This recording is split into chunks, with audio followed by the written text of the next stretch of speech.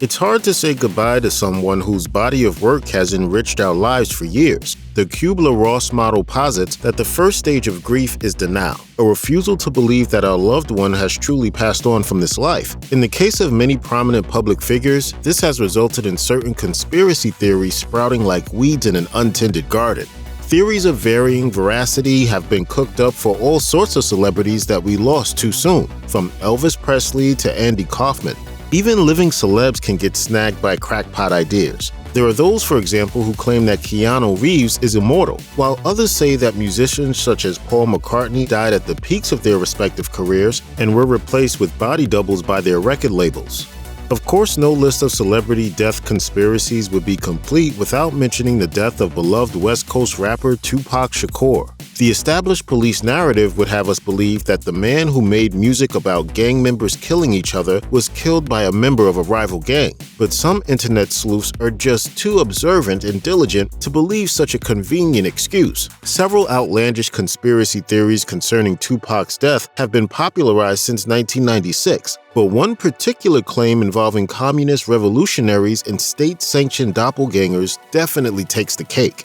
Rumors alleging that Tupac was still among the living sprang up right after his death, partly due to the fact that his body was swiftly cremated almost immediately after an autopsy was supposedly performed.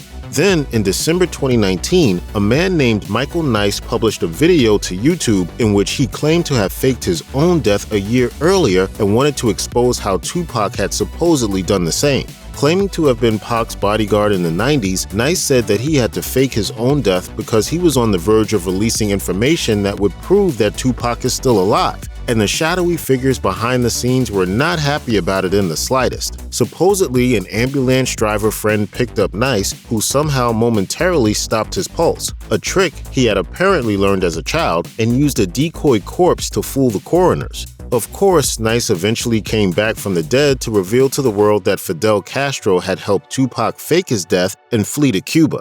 Several of Nice's videos that purportedly contain proof of Tupac's survival have been posted to a YouTube channel called Icini Studios. The Cuba theory is merely one of several absurd ideas that have been cooked up to try and explain the rapper's tragic death.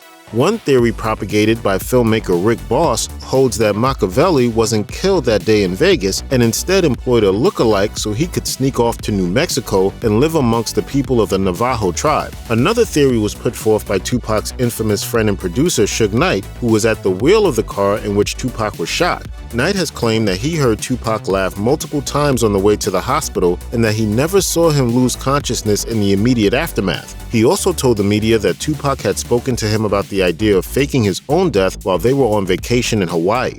We was in Maui, you know what I mean, and Pac like never been to Maui or Hawaii, like just a vacation, you know what I'm saying? You get to talk about faking his own death. Suge Knight's son, Suge Jr., has his own theory of what happened to Pac. He has made public a video shot in Malaysia of a man that he claims was Tupac. Photos that he says are of Pac in the present day have been called into question because of the obvious likelihood that they were photoshopped.